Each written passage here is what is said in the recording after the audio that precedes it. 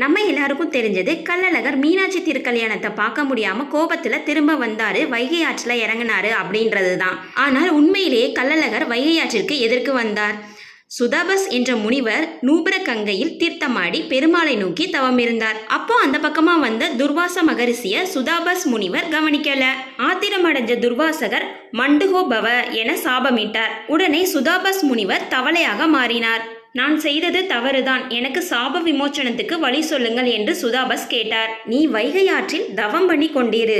சித்திரை பௌர்ணமிக்கு மறுநாள் அழகர் அங்கு வந்து உனக்கு சாப விமோச்சனம் கொடுப்பார் என சொல்லியிருந்தார் துர்வாசகர். சுதாபஸ் முனிவர் தவம் செய்ததை கண்டு மெய்சிலிர்த்த கள்ளழகர் அவருக்கு சாப விமோச்சனம் கொடுப்பதற்காகவே வைகை ஆற்றிற்கு வந்தார். அழகர் ஆற்றில் இறங்கும் திருவிழாவும் மதுரை மீனாட்சி அம்மன் திருக்கல்யாண திருவிழாவும் தனித்தனியாக நடந்து கொண்டிருந்ததை திருமலை நாயக்கர் மன்னர் இரண்டு சமூக மக்களை ஒன்றாக இணைப்பதற்காகவே ஒரே திருவிழாவாக மாற்றினார். உண்மையிலேயே கள்ளழகர் சாப விமோச்சனம் கொடுத்தது சோழவந்தானுக்கு அருகில் உள்ள தேனூரில் உள்ள வைகை ஆற்றிலே. திருவிழாவை ஒன்றிணைப்பதற்காக திருமலை நாயக்கர் மன்னரால் மதுரை மீனாட்சி அம்மன் கோயில் அருகில் உள்ள இந்த வைகை ஆற்றில் இந்த திருவிழா கொண்டாடப்படுகிறது. இதன் காரணமாக தான் வண்டியூரில் தேனூர் என்னும் மண்டபம் திருமலை நாயக்கர் மன்னரால் நிறுவப்பட்டு இன்றும் இந்த சாப விமோச்சனம் அங்கு நடைபெற்று வருகிறது.